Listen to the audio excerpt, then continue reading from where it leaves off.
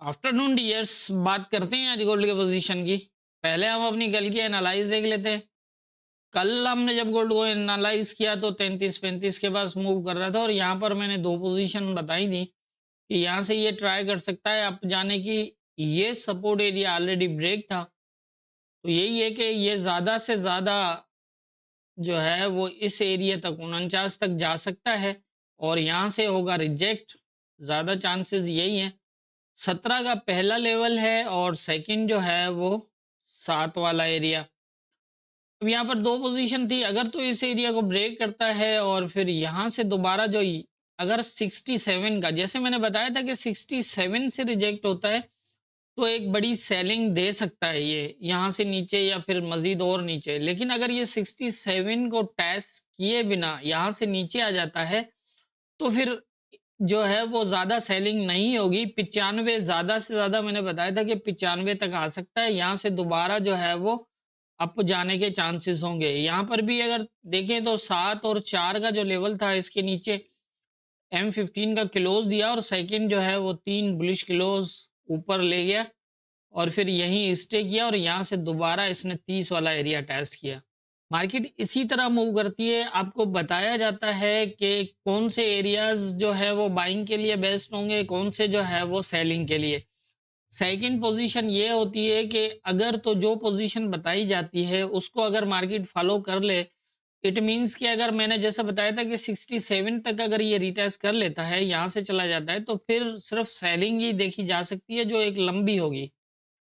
लेकिन अगर ये इस एरिया को नहीं टच करता, यहीं इसे 49 के नीचे से ही रिजेक्ट हो जाता है, तो फिर यही चांस होगा कि 95 वाला एरिया यहाँ से जो है वो बाइंग के चांसेस होंगे। मेरा कहने का असल मतलब ये है कि आपके पास सेलिंग एरियाज और बाइंग एरियाज होते हैं।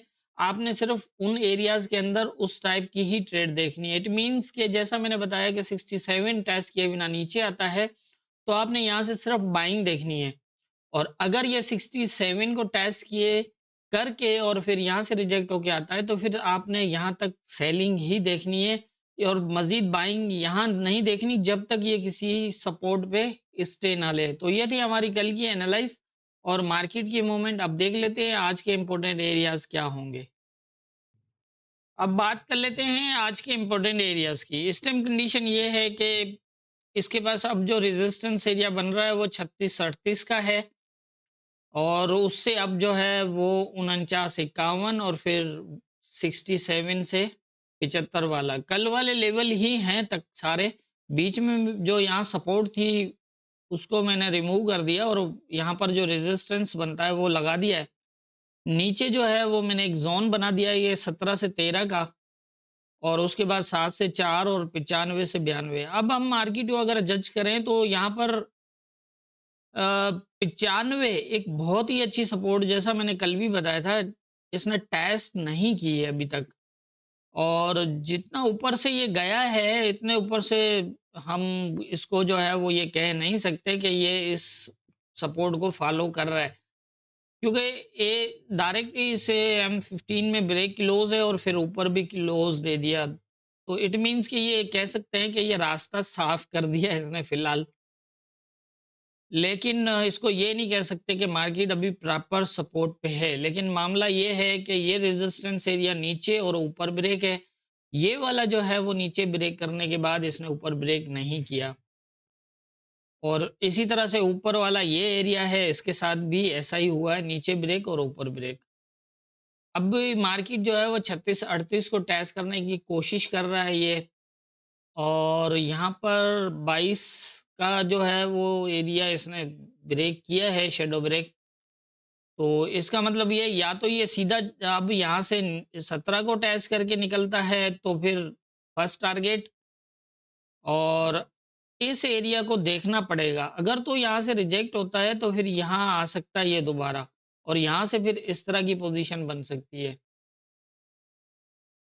और ये भी हो सकता है कि ये अपना नीचे का एरिया भी मेंटेन, अगर ये फास्ट इसको ब्रेक कर देता है तो फिर यहाँ से ये इस तरह भी हो सकता है।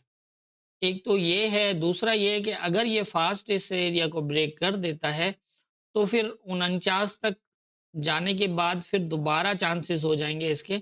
लेकिन फिर आपने सपोर्ट देखनी है, क्योंकि ये वो सपोर्ट हैं जो नीचे ऊपर दोनों ब्रेक हैं। 17-13 जो है वो ऊपर नीचे ब्रेक है, पॉसिबल है कि इस एरिया को दोबारा टेस्ट करे 17 को, और फिर यहाँ से जो है वो 67 तक चला जाए। और ये ऐसा एरिया है कि अगर यहाँ से रिजेक्ट होता है दोबारा तो फिर यहाँ से 95 इस तरह।